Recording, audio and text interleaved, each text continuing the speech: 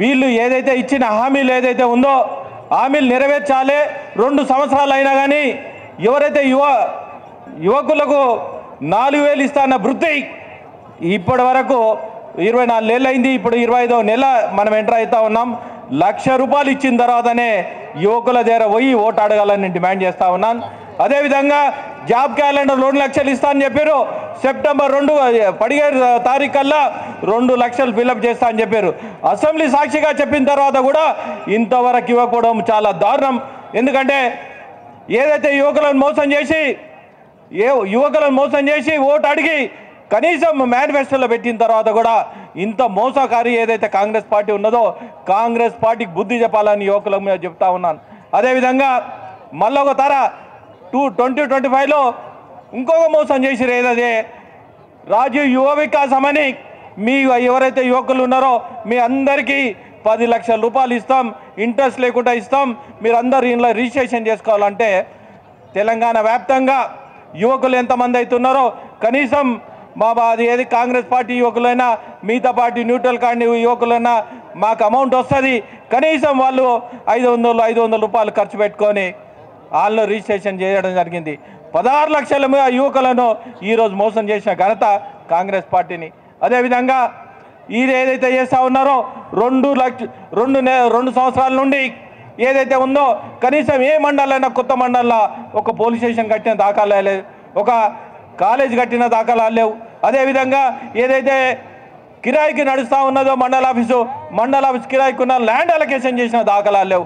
నేను ఒకటే డిమాండ్ చేస్తూ ఉన్నాను, ఏదైతే పరంపోగులు ఉన్నాయో అందరికీ రియల్ ఎస్టేట్ వాళ్లకు దారదత్తం చేస్తూ ఉన్నారు. గతంలో ధర్నీ ఏదైతే చెప్పారో ధర్నీ పెట్టి ప్రొవిటెడ్ పెట్టి బీఆర్ఎస్ ప్రభుత్వం ఏ విధంగా దోసుకున్నదో దానికి కాపీ కొట్టకుండా భూభారత్ అని చెప్పి ఈరోజు ఎన్ని దోసుకున్నాం, ఎన్ని లక్షల ఎకరాలు మీరు దోసుకున్న ఘనత కూడా రేపు రాబోయే రోజుల్లో మేము బయట పెట్టి మిమ్మల్ని జైలుకు పంపించే బాధ్యత మేము తీసుకొని. ఎందుకంటే ఈరోజు ఇంతవరకు ఎక్కడ డిమార్కేషన్ చేసిన దాఖలాలు లేవు, ఎక్కడ గవర్నమెంట్ స్కూల్ ల్యాండ్ అలొకేషన్ చేసిన దాఖలాలు లేవు. సుమారు 8,000 స్కూల్స్ ఉంటే 8,000 స్కూల్స్ ఇంతవరకు బంద్ అయినాయి. ఆ స్కూల్స్ ఎందుకంటే ఎక్కడ డిఎస్ చేసిన దాఖలాలు లేవు, ఎక్కడైతే టీచర్స్ ఉన్నారో రిటైర్మెంట్ అయిన టీచర్స్ ఎక్కడ రిక్రూట్మెంట్ చేసిన దాఖలాలు లేవు. మేము కూడా డిమాండ్ చేస్తూ ఉన్నాం, మీరు విద్యాశాఖ మంత్రిగా ఉన్నారు. విద్యాశాఖ మంత్రి ఉన్నప్పుడు కేవలం 416 జూనియర్ కాలేజీలు ఉన్నాయి. మరి విద్యాభ్యాసం చేస్తున్నప్పుడు కనీసం కొత్త కాలేజీలైనా పర్మిషన్ ఇస్తూ ఉన్నా అంటే పర్మిషన్ ఇస్తలేరు. నేషనల్ ఎడ్యుకేషన్ పాలసీలు పెట్టాలంటే అది పెడతలేరు. మేము ఒకటే డిమాండ్ చేస్తూ ఉన్నాం, విద్య మీద మీ ఏం శ్రద్ధ ఉంది, ఎంత పర్సెంటేజ్ మీరు అలొకేషన్ చేసారు? 7% అలొకేషన్ చేసి పక్క రాష్ట్రాలు ఏదైతే ఉన్నదో 10%, 8% అలొకేషన్ చేసినప్పుడు కేంద్ర ప్రభుత్వం 15% అలొకేషన్ చేసినప్పుడు 3 లక్షల బడ్జెట్లో మీరు ఇంతవరకు ఎంత ఖర్చు పెట్టారని చెప్పి డిమాండ్ చేస్తూ ఉన్నాం. అదేవిధంగా ఇప్పటి వరకు అన్న మాట్లాడిండు 3 లక్షల కోట్లు ఏదైతే ఉన్నదో కేవలం 1% మీరు అలా అలొకేషన్ చేస్తే ఎవరైతే ఎమ్మెల్యేలు ఉన్నారో ఎమ్మెల్సీలు ఉన్నారో వాళ్ళు కాన్స్టిట్యున్సీ డెవలప్మెంట్ కోసానికి వాళ్ళు పాటుపడుతూ ఉంటారు. కాన్స్టిట్యున్సీ డెవలప్మెంట్ అయిందనుకో రాష్ట్రం డెవలప్మెంట్ కావాలని ఆస్కారం ఉంటుంది. మరి ఎందుకు ఇస్తలేవు?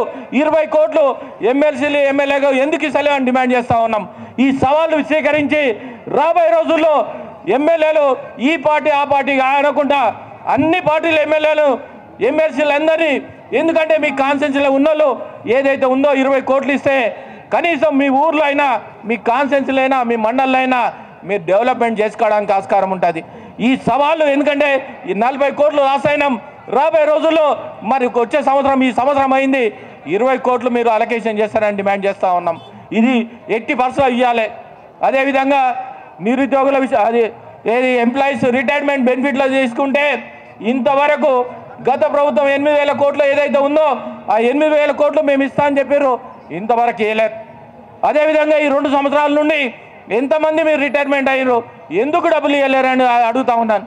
ఏదైతే ఎంప్లాయీస్ ఉన్నారో ఇప్పుడున్న ఎంప్లాయీస్కు డిఏ ఇస్తలేదు, సరెండర్ లీవ్లు అమౌంట్ ఇస్తలేదు.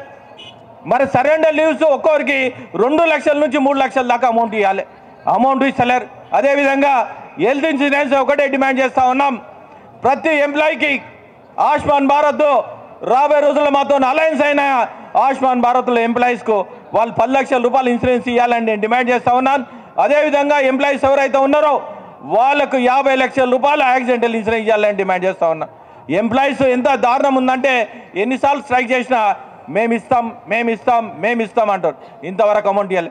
33 సంవత్సరాలు పనిచేసిన తర్వాత కూడా వాళ్ళు కూడబెట్టిన అమౌంట్ ఏదైతే రిటైర్మెంట్ బెనిఫిట్ ఒక్కొక్కరికి కనీసం 50 నుంచి 1 కోటి రూపాయల దాకా రావాలి. అమౌంట్ కూడా ఇవ్వలేని పరిస్థితి ఉన్నది.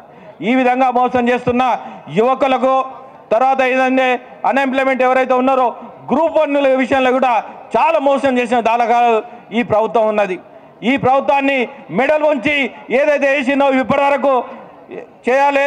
అదేవిధంగా కంపెనీ విషయంలో తీసుకుంటే హిల్ట్ విషయంలో తీసుకుంటే చుట్టుపక్కల ఎన్ని ఇండస్ట్రీస్ ఉన్నాయి, ఎంతమంది ఎంప్లాయ్మెంట్ ఉన్నారు, ఎంతమంది ఎంప్లాయ్మెంట్లో ల్యాండ్ అలొకేషన్ ఎక్కడ చేసినావు, బయట అలొకేషన్ చేసి ఈ ఎంప్లాయీస్ ఎవరైతే ఉన్నారో ఎంప్లాయ్మెంట్ వేరే దాంట్లో పెట్టిన తర్వాత ఎంప్లాయ్మెంట్ చూపించిన తర్వాతనే ఈ హిల్ట్ పాలసీ కోసానికి మేము ఎంత ప్రయత్నం చేస్తున్నాం. ఎందుకంటే ఎంప్లాయీస్ ఎంతమంది ఆధారపడి దీని మీద జీవనోపాధి చేస్తూ ఉన్నారు. వాళ్ళను కూడా మీరు చాలా ఇబ్బందులు పాలు చేస్తూ ఉన్నారు. అదేవిధంగా మీరు ఏదైతే యూనివర్సిటీలు ఉన్నాయో 12 యూనివర్సిటీలు ఉన్నాయి. ఈ 12 యూనివర్సిటీలో ఏదైతే హైదరాబాద్ యూనివర్సిటీ ఉందో కేంద్ర ప్రభుత్వం నుండి 500 కోట్లు ప్రతి సంవత్సరం ఇస్తూ ఉన్నది. ఈ 12 యూనివర్సిటీలకు ఏ రోజైనా మీరు అమౌంట్ ఇచ్చిర్రా?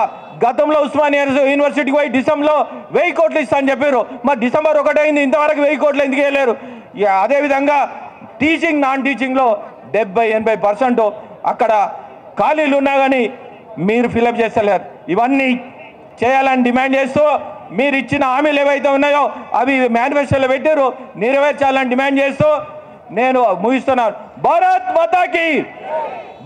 మాతాకి.